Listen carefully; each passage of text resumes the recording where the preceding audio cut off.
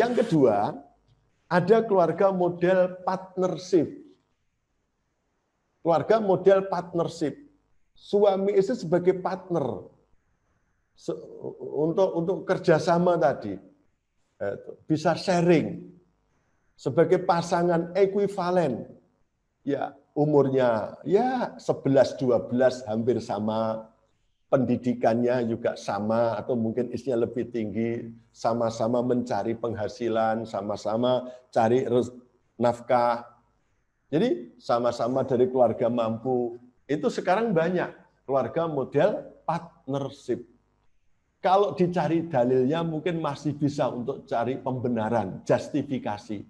Surat An-Naba. Surat An-Naba. Surat Amma Yatasa'alun itu. Ayat 8 sampai ayat 11 kalau kita perhatikan, wa khalaqnakum aswaja wa ja'alnakum wa ja'alna naumakum subata wa ja'alna laila libasa wa ja'alna nahara ma'asya. Jadi Allah menciptakan kamu itu berpasangan suami istri. Dan Allah menjadikan tidurmu untuk istirahat. Dan Allah menjadikan malammu untuk berkumpul, bernaung, berselimut. Dan Allah menjadikan siangmu untuk cari penghidupan, cari maisah. Untuk mengamalkan P40.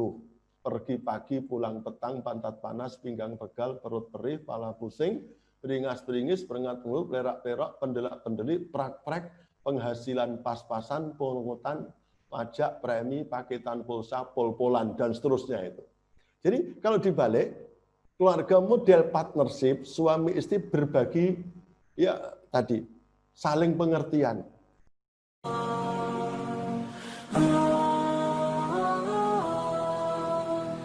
Misalnya, ini banyak teman-teman yang nikah sama-sama dari sekolah kedinasan. Misalnya sama-sama dari sekolah akuntansi, sekolah tinggi akuntansi negara. Suaminya diterima di BPKP, Badan Pemeriksaan Keuangan, BPK atau BPKP. Nah, istrinya di Dirjen Pajak. Awalnya karirnya masih mudah. Misalnya istrinya berkarir dari Jogja, suaminya berkarir dari Jakarta. Masih mudah. 5 hari berpisah, 2 hari berkumpul. S3 setiap Sabtu setor. Itu masih bisa. Memanage-nya masih gampang. Tapi karena ini orang berprestasi, orang potensial, akhirnya apa? Masing-masing dipromosikan. Suaminya naik pangkat, tapi harus pindah ke Palembang. Istrinya juga naik pangkat, harus pindah ke Kupang. Coba bayangkan, kalau dulu dari Jakarta ke Jogja masih mudah. Tapi kalau sudah satu di Palembang, satu di Kupang. Tidak mungkin 5-2, tidak mungkin 5 hari pisah, 2 hari kumpul. 5 hari kangen, 2 hari balas dendam. Tidak bisa. Mungkin berpertimbangannya sebulan sekali. Itu pun sepakat di Surabaya ketemunya.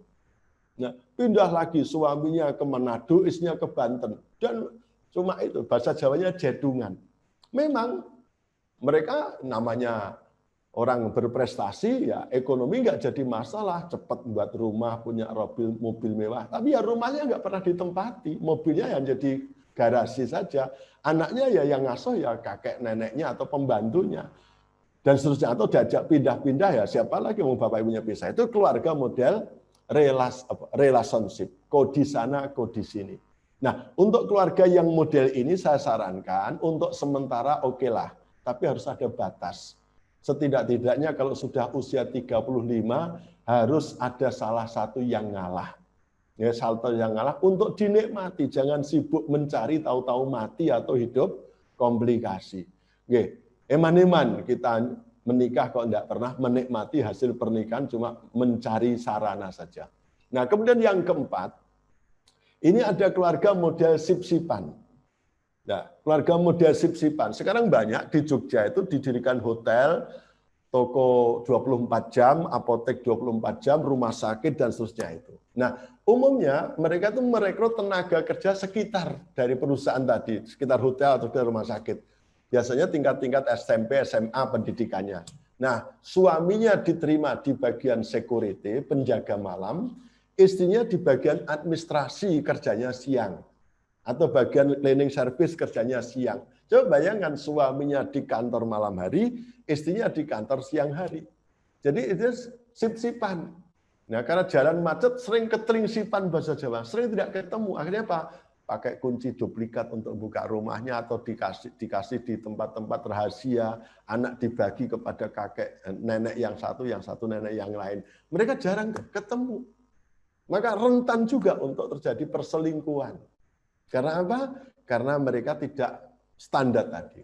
Nah, kemudian yang kelima, ini ada di daerah-daerah tertentu saja, termasuk di Jogja, termasuk banyak, keluarga yang anomali, yang bertentangan dengan yang leadership.